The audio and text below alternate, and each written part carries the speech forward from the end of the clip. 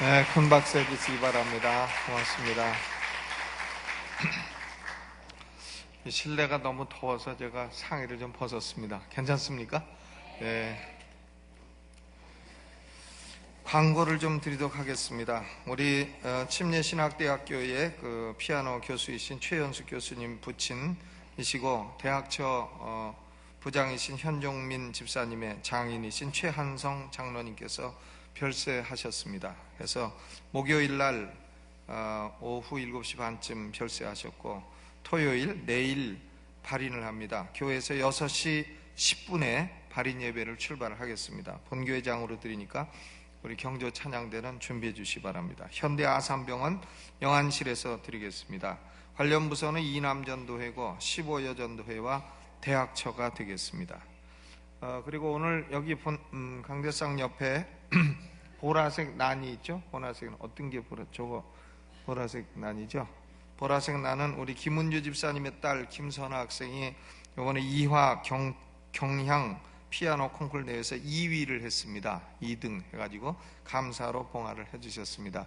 대단히 감사합니다. 김은주 집사님 어디 계시죠? 일어나 보세요. 예, 저기 계시네요.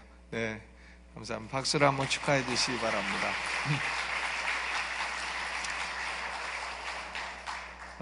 다음에는 꼭 1등 하기 바랍니다. 1등 하면은 무슨 꽃이 되려나.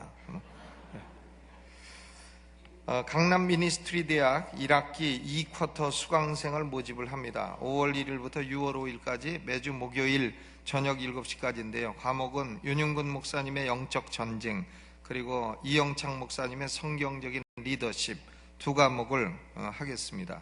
그리고 다음 학기에는 제가 종교개혁사를 강의를 하려고 그래요. 그래서 종교개혁사 이번에 유럽을 갔다 왔기 때문에 사진, 슬라이드 뭐 다 해가지고 그리고 보여드리고, 그 공부를 마친 분은 진짜로 가서 유럽 가서 좀 보는 유럽 여행도 가능하면 하고 아니면 안 하고 이렇게 하도록 하겠는데, 그 강남 미니스트리 대학은 사무실에다가 신청을 해주시기 바랍니다. 이병리 목사님과 김건일 전도사님에게 신청을 해주시기 바랍니다.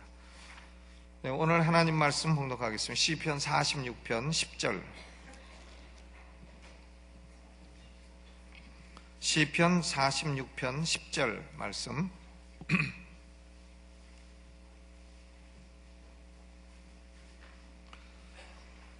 (46편 10절) 함께 한 목소리로 봉독하겠습니다. 시작. 이르시기를 너희는 가만히 있어 내가 하나님됨을 알지어다. 내가 열방과 세계 중에서 높임을 받으리라 하시도다. 아멘.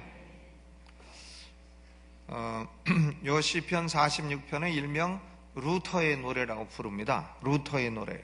거기 1절로부터 3절을 보면 하나님은 우리의 피난처시요 힘이시니 환난 중에 만날 큰 도움이시라.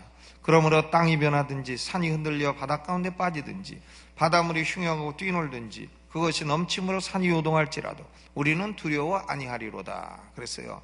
마르틴 루터라고 하는 사람이 한 수도승입니다. 이 사람은 오늘날 용어로 치면 신학교 갓 졸업한 젊은 전도사에 불과하다 하는 거죠. 젊은 목사 그리고 신학교 교수에 불과한 사람이 그 당시에 정권을 잡고 있던 신성 로마 제국은 그 당시에 스페인도 장악하고 독일도 장악하고 덴마크도 장악하고 오스트리아도 장악하고 체코도 장악하고 대단히 강대한 나라였어요. 그런데 그 나라의 황제였던 찰스 5세 그리고 그 당시에 강한 교황이었던 레오 10세, 이런 사람들하고 대항을 해서 죽지 않고 살아남았습니다. 루터가 사랑했던 시가 바로 46편 하나님은 우리의 피난처시요 힘이시니 환난 중에 만날 큰 도움이시라. 여러분 지금 환난과 어려움 있으시면 하나님의 큰 도움 되시기를 주님의 이름으로 축원합니다. 하나님은 우리의 큰 도움이십니다. 하나님은 우리의 피난처십니다. 하나님이 우리의 능력이십니다. 루터는 연약한 수도승이었지만 신성로마 황제가 그를 죽이지 못했고 또 교황도 그를 죽이지 못했고 루터는 위대한 종교개혁의 업적을 다 이루어냈습니다. 그런데 오늘 시편 46편은 루터 이전에 유다 왕이었던 히스기야 시대까지 거슬러 올라갑니다. 아수르 왕이었던 산헤립이라 하는 자가 침공을 했습니다. 산헤립의 군대 장관은 랍사게, 뭘 싸는지 이놈은 이름도 랍사게인데, 이 랍사게가 히스기야 왕을 계속 모욕을 하고 여호와 하나님을 농락하고 모욕하고 그랬을 때에 하나님이 주신 말씀이 10절입니다. 이르시기를 너는 가만히 있어 내가 하나님 됨을 알지어다. 내가 열방과 세계 중에서 높임을 받으리라 하시도다 그랬어요. 여기 보면 명령이 두 가지입니다. 하나님의 자녀들이 참 이런 외적의 침입과 같은 위기를 닥쳤을 때에 어떻게 할 건가? 아이고 큰일 났네 죽게 됐구나, 아이고 어떡하나, 이런 게 아니라 첫째는 너희는 가만히 있어라, be still, 가만히 있어라 하는 거예요. 가만히 있어라. 위기를 닥치면 우리 성도들은 어떻게 하면 됩니까? 가만히 있으면 됩니다. 어떻게 합니까? 뭐 대항해 봐도 죽고 아내도 죽고 하면 어떻게 하면 되는 거예요? 가만히 있으면 되는 겁니다. 아, 내가 인생에 이 위기가 왔구나. 어떻게 해요? 가만히 있으세요. Be still, 가만히 있어라. 두 번째 명령은 내가 하나님 됨을 알지어다. Know that I am God. 내가 하나님 됨을 알지어다. 가만히 있으면서 하나님이 행하시는 일을 체험할지어다. 그런 얘기입니다. 내가 열방과 그리고 나라 중에 높임을 받으리라, 이렇게 말씀하셨어요. 첫 번째 명령은 가만히 있는 겁니다. 사람이 환난을 당하고 어려움을 당하고 위기를 당하고 하면 어떻게 하면 되겠어요? 가만히 있는 거예요. 뭐 어떻게 합니까? 해봐도 안 되는 걸 가만히 있고 잠잠코 있는 겁니다. Be still, 잠잠코 있는 거예요. 그런데 이 명령을 사람이 받아들이기가 쉽지 않습니다. 아니, 외적이 쳐들어와서 지금 코 밑에다가 창을 딱 대고 있는데 어떻게 가만히 있습니까? 하나님 같으면 가만히 있습니까? 이럴 거예요.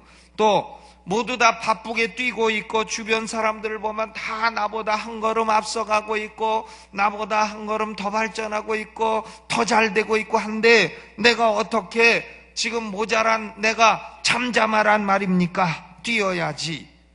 그래서 오늘날 사람들이요 너무 바쁩니다.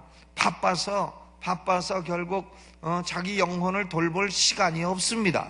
그래서 돈 버느라고 바쁘고, 미국에 이민 간 사람들 하는 말이 있어요. 뛰어라 삼천리, 날러라 오천리. 그래서 평생 뛰어라 삼천리, 날러라 오천리 하다 보니까 그만 늙어서 병들어서 죽어버렸대나, 그런 말이 있습니다. 그러니까 세상을 참 바쁘게 살다 보니까 영혼은 그만 피상적이 돼버리고 영혼은 그만 아주 저조한 낮은 상태가 돼버리고, 그러면서도 바쁘게 살면서 하나님을 찾지 않는다는 겁니다. 여러분, 사단의 전략은 다른 거 없습니다. 사람을 너무 바쁘게 만들어서 피곤하고 지치게 만들어서 하나님과의 관계를 소홀히 하게 만드는 것이 사단의 전략인 줄로 믿으시기를 바랍니다. 하나님과의 관계에 있어서 깊이도 없고 친밀성도 없고 그렇게 살다가 천하를 다 얻었다, 대한민국 땅을 다 내 이름으로 등기했다 한들 무슨 소용이 있습니까? 영혼을 해치고 살다가 결국은 때가 되면 하나님이 딱 부르시면 육신은 흙으로 딱 돌아갑니다. 우리 최한성 장로님, 제가 어제 대전에 내려가서 마지막 숨 거두시기 전에 대화하고, 그리고 참 평안히 가셨어요. 돌아가신 모습이 대단히 평안했습니다. 천국 가신 줄로 믿습니다. 그런데 참 우리가 다 살다 보면 한 달 전만 해도 그분이 돌아가시리라고 이제 생각도 못했어요. 건강하고 참 대한민국의 젠틀맨이셨는데 그렇게 갑작스럽게 몸에서 병이 자라고 있었고, 그래서 이렇게 갑작스럽게 한 달 정도 사시다가 그만 소천을 하셨습니다. 그러므로 우리는 자 인생 살다가 뭐 산이 변하든지 땅이 변하든지 천지가 개벽을 하든지 뭐 바닷물이 흉유가 넘치든지 폭풍아 불든지 벼락이 치든지, 뭐 어떤 분은 벼락 칠 때 번쩍하니까 사진 찍는 줄 알고 치즈 하다가 죽어서 웃은 시체가 아주 뭐 웃으면서 죽었대나 그런 말도 있습니다만은, 그러나 아무리 바빠도 하나님의 명령은 가만히 있어라, be still. 하나님 없는 인간의 분주함을 멈춰라 하는 겁니다. 하나님 없이 인간이 분주해봐야 결국 열매도 없고 결국은 하나님이 세우시지 않은 것은 무너질 수밖에 없다는 겁니다. 요한복음 15장 5절에 너희가 나를 떠나서는 아무것도 할 수 없음이라. 나를 떠나서는 아무것도 할 수 없음이라. 또 시편 127편 1절에 여호와께서 집을 세우지 아니하시면 세우는 자의 수고가 헛되며 여호와께서 성을 세우지 아니하시면 파수꾼의 경성함이 허사로다. 하나님이 세우셔야 그 집이 견고히 서 있는 거지, 하나님이 세우시지 않으면 아무 소용없다. 그러므로 세상 가운데 너무 분주하게 살지 말고 가만히 있으라, 가만히 있으라. 잠잠하여 게으르게 놀라는 게 아니고 가만히 있으라 그러면 또 못 알아듣는 사람은 저 문 열고 나가면서 아이고 오늘부터 그냥 잠이나 푹 자야 되겠다, 기도해도 나오지 말고 이런 사람이 있는데, 그렇게 잠잠하라는 게 아니고요, 게으르게 놀라는 것이 아니고 하나님께 주의를 집중해 보라는 거예요. 세상 분주함을 좀 떠나 하나님을 찾으라 그 말입니다. 그리고 과연 하나님이 하나님 되시며 하나님이 과연 일하고 계신다 하는 것을 알려는 겁니다. 하나님은 우리가 하나님을 위해서 뭘 한다 이게 그렇게 중요한 게 아니에요. 그게 중요한 게 아니고 하나님이 우리를 통해서 뭔가 하기를 원하시는 거예요. 하나님이 우리를 통해서 하기를 원하시지, 우리가 하나님을 위해서 뭘 그렇게 많이 한다고 해서 그게 좋은 게 아니라는 거죠. 하나님이 우리를 통해서 하기를 원하시는데 우리가 하도 설치니까 하나님이 그러면 네가 다 해먹어라 그러고 하나님이 역사를 못 하신다 이거예요. 그러므로 우리 인생 가운데 하나님의 역사를 보려면 먼저 잠잠히 이 분주한 중에라도 잠잠히 하나님을 바라는 시간을 갖기를 주의 이름으로 축원합니다. 그러면 잠잠히 있어 뭘 하느냐? 두 번째 명령은 내가 하나님 됨을 알라 하는 거예요. 내가 하나님 됨을 알라. 내가 존재한다는 사실과 내가 하나님이라는 사실과 내가 일하고 있다는 사실을 알아라. 저는 이번 국회의원 선거도 가만 보니까 어떤 분은 국민의 선택이 절묘했다 그런데 저는 그렇게 생각이 안 들고 하나님의 일하심이 절묘하다 이런 생각이 듭니다. 그러니까 여당은 여당대로 너무 까불지 마라, 또 야당은 야당대로 너무 기죽지 마라 하면서 합쳐가지고 일을 잘해 나가라 이렇게 말씀하시는 주의 음성이 들리지 않습니까? 전 들리는 것 같은데 여러분 못 들으셨어요? 그렇게 들리는 것 같습니다. 하여간 여당 야당이 힘을 잘 합쳐서 나라를 바른 길로 이끌어 주시기를 간절히 바라고 우리는 나라를 위해서 계속해서 기도해야 할 줄로 믿습니다. 여기 내가 하나님 됨을 알라 하는 말씀은 하나님과 우리가 좀 더 의미 있고 역동적인 관계를 맺으라는 말씀인 것입니다. 하나님과 우리의 관계는 두 종류의 관계가 있어요. 하나는 위치적인 관계입니다. Positional relationship, 위치적인 관계. 예를 들면 남편과 아내의 관계, 위치적인 관계죠. 남편은 남편이고 아내는 아내예요.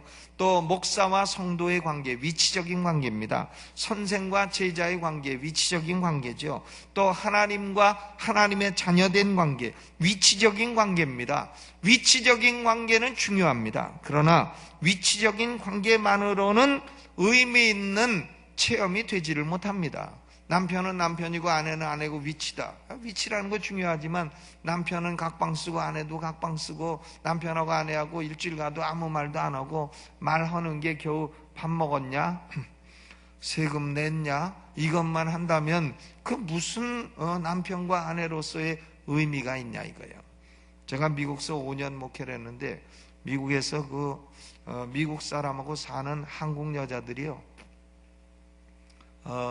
영어도 잘해요. 영어도 잘하는데 영어가 깊이 있질 않고 또 그 미국 사람들의 어려서부터의 감성이나 이런 걸 이해를 하지 못하기 때문에 결국은 남편과 아내로 살지만은 자기 감성을 이해를 못 해줘요. 그렇기 때문에 결국 외로워요. 외롭기 때문에요, 교회에 와서 결국 목사에게도 위로를 받으려 하고 또 교회에 와서 이렇게 자신의 그 외로움을 풀려 합니다. 그래서 제가 미국서 목회할 때 부른 노래가 그거예요. 저는 딴 데 가서는 절대 안 부르는데 그분들한테는 남쪽 나라 바다 멀리 물새가 나를, 그걸 부른 거예요. 그랬더니 딴 설교에는 전혀 은혜를 못 받다가 그 복음성가 589장 그걸 불렀더니 그만 눈물을 흘리고 은혜를 받더라니까. 난 참 설교에는 은혜 못 받고 남쪽 나라 바다 멀리 물새가 나르고, 이 노래를 부르니까 그냥 오빠 하더니 은혜를 받고 그래서 그걸 한번 불러본 거예요, 제가요. 그러니까 이 위치적인 관계만 가지고는 의미 있는 관계가 성립이 안 된다는 겁니다. 그러면 어떤 관계로 발전을 해야 되느냐? 체험적인 관계로 나가야 될 줄로 믿습니다.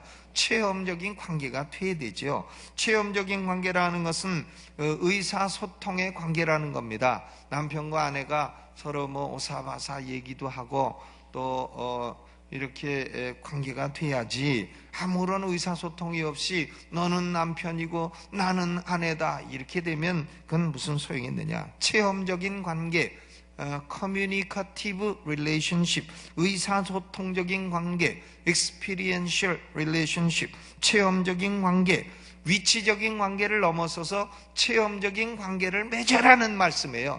넌 내가 하나님됨을 알라 하는 건 그런 말씀입니다. 기도하면 응답해 주시고, 조용한 가운데 기다리면 하나님의 음성을 주시고. 여러분, 하나님의 음성 들어본 지 얼마나 되셨어요? 기도 응답 받아본 지 얼마나 되셨어요? 하나님이 음성도 주시나? 주시죠. 기도 응답도 주시나? 주시죠. 근데 언제 받아보셨습니까? 난 한 번도 못 받아봤어. 그런 분은 하나님과 지금 위치적인 관계만 갖고 있는 것이지 체험적인 관계로 발전을 못했다는 얘기인 것입니다. 하나님을 개인적으로 알고 개인적으로 통하는 그런 관계가 돼야 할 줄로 믿습니다. 저는 저의 인생에 하나님 음성을 여러 번 들었는데 참 그 음성을 듣는 체험은 놀라운 체험이었습니다. 놀라운 것이었습니다. 여러분, 주의 음성을 잠잠히 기다리는 중에 들으시기를 주의 이름으로 축원합니다. 그러면 하나님을 알게 돼요. 잠언 9장 10절에 여호와를 경외하는 것이 지혜의 근본이요 거룩하신 자를 아는 것이 명철이니라. 거룩하신 자를 아는 것이 명철이니라. 히브리 말로 알다, 야다라고 하는 것은 머리로 아는 게 아닙니다. 아담이 하와를 알매 동침하여 가인을 낳으니라, 아벨을 낳으리니라, 이런 체험적인 관계를 말하는 거예요.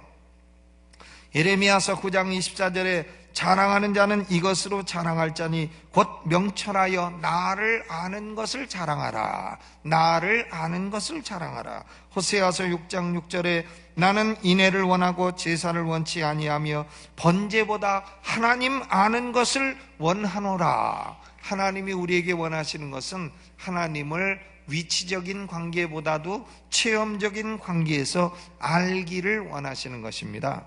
하나님을 알기 위해서는 앞에 나온 명령 가만히 있어라, 이게 중요합니다. 가만히 있어 하나님을 앙망할 때에 하나님을 알게 되는 역사가 일어난 줄로 믿습니다. 구약 성경에 나오는 가장 아름다운 명령 가운데 하나는 여호와를 앙망하라는 거예요. 이사야서와 시편에 가장 많이 나와요. 다른 데는 안 나옵니다. 여호와를 앙망하라, 시편과 이사야서에 계속 나와요. 이사야서에 여호와를 앙망하는 자는 새 힘을 얻으리라, 여호와를 앙망하라, 너는 나를 앙망하라, 뭐 아수르 왕 사네리비가 쳐들어왔냐, 랍사게가 쳐들어왔냐, 누가 쳐들어와도 너는 나를 앙망하라, 앙망하라. 앙망하라는 것은 wait upon the Lord, 기다리라는 겁니다. 기다리라는 거예요. 저는 아주 우리 한국 사람들은요 제일 싫어하는 게 줄 서서 기다리는 거예요. 그래서 은행 가도 줄 서서 기다리고 승질납니다. 슈퍼마켓 가도 줄 서서 기다리고 또 공항에서도 줄 서서 기다리고. 근데 저는 줄 서서 기다리면 언제나 옆줄이 먼저 빠져. 예, 언제나 잘못된 줄에 서 있다니까. 그래서 참 성질나는데 그래서 또 옆줄 빨리 빠진다 옮겨가면 이쪽 줄이 또 빨리 빠져. 그래서 더 성질납니다. 그러니까 저는 아주 기다리는 거 좋아하지 않아요. 근데 미국 사람들은 보면 아주 기다리는 선수예요. 뭐 웃으면서 기다리고 1시간도 기다리고 2시간도 기다리고. 그러니까 우리나라에서 살인사건이 제일 많이 나는 데가 어딘지 아십니까? 공중전화 통합회예요. 공중전화 앞에서 오래 걸고 한 번 걸고 또 안 나오고 또 걸고 또 걸고 그러면 뒤에 사람이 그냥 죽이잖아요. 왜 그렇게 오래 거냐고. 우리나라 사람은 성질 급합니다. 기다리는 거 참 싫어합니다. 그런데 아무리 기다리기가 싫어도 하나님을 기다리는 것은 좋은 일입니다. 하나님을 앙망하면 하나님을 체험하게 될 줄로 믿으시기를 주의 이름으로 축원합니다. 하나님을 앙망하는 것은 영어 알파벳 L자로 시작되는 세 가지 행동을 포함합니다. 첫째는 learn. 하나님 말씀을 배워라 하는 거예요. 앙망하는 사람이 배워야 됩니다. 배워라. 둘째는 listen. 설교를 듣는 중에, 기도하는 중에 하나님의 음성을 들어라. 첫째는 배워라, learn. 둘째는 들어라, listen. 그리고 셋째는 lean, 기대라. 하나님을 의지하고 믿음으로 행해라. learn, listen and lean upon him. 하나님을 의지하고 믿음으로 행해라. 여러분, 성경에 나오는, 구약에 나오는 위대한 인물들을 보세요. 위대한 인물들은요, 다 뭘 배운 사람인가 하면 기다림을 배운 사람이에요. 기다림을 배운 사람이에요. 아브라함 보세요. 75세에 하나님이 아들을 낳으리라. 근데 몇 년 기다려서 낳았습니까? 25년. 아이고, 앓느니 죽지. 25년 기다려서 100살에 아들을 낳았어요. 25년. 쉬운 일입니까? 모세는 나이 40에요. 40에 애굽 사람 쳐 죽이고 모래에 파묻고, 그리고 광야에서 40년을 기다렸어요. 하나님께 쓰임받기 전에 40년. 요셉은 17살에 구덩이에 갇혀서 애굽의 총리가 될 때까지 13년 기다렸습니다. 좋은 데서 기다린 게 아니에요. 노예로 감옥에서 13년 기다렸어요. 다윗은 헤브론에서 7년 반, 그리고 예루살렘에서 33년을 통치했지만 다윗이 왕 되기 전까지 그는 사울왕에게 모진 고난을 받았습니다. 그래서 사울왕에게 광야에서 방황해서 쫓기고 기다리고 하나님의 때를 기다리고 그런 훈련을 받은 것입니다. 기다리는 사람이 하나님을 체험합니다. 하나님은 결과보다는 기다리는 과정을 더 중요하게 여기십니다. 저는 신학교를 졸업하고요, 대학원을 졸업하고 나이가 많아서 쫄병 가기 어려워서 공군장교로 지원해가지고 장교로 가가지고 4년을 근무하고, 그리고는 32살에 전역하는데 하나님이 신학교 가라고 소명을 주셔갖고 기도 중에 음성을 주셔갖고 꼼짝 못하고 신학교를 가서 공부를 하는데 3년을 졸업하고 나니까 어디 갈 데가 있어야죠. 개척을 하자니 능력이 없어. 그렇다고 또 교회에서 전도사 일을 하자니 월급 5만 원 주는 데서 어떻게 가족을 이거 부양해. 5만 원. 대흥침례계 월급 5만 원 전도사. 대학원 나왔는데 5만 원. 5만 원 줍디다. 그러니 거기 교회 전도사로 할 수도 없고 개척도 할 수 없고, 그래서 하나님께 편지를 썼잖아요. 아버지, 소명을 주어 신학을 공부했건만 나는 어디로 가나이까? 나를 인도하여 주소서. 편지를 썼어요, 하나님께. 그리고 잤습니다, 편지. 여러분, 기도 안 될 때는요, 편지 써보세요. 그런데 어디로 가라고 아무 얘기가 없는 거예요. 아무 얘기가 없고, 지금 지나서 보니까 너는 어디로 가는 게 중요한 게 아니라 첫째는 배우는 게 중요하다. 더 배워라. learn. 둘째는 너는 때가 되면 내가 음성을 들려줄 테니까 들어라. listen. learn, listen. 그리고 너는 나를 의지하고 믿음으로 행해라. lean upon him. 그래서 더 배우고 더 듣고 더 기다리고 그랬더니 결국은 그 후의 삶을 하나하나 인도해 주셔서 지금까지 오게 됐습니다. 참 신학교 졸업하고요, 한 1년 동안은 암담했습니다. 그래서 지금도 신학교 졸업하는 사람들 보면 암담하다. 그러나 우리는 세 가지를 해야 됩니다.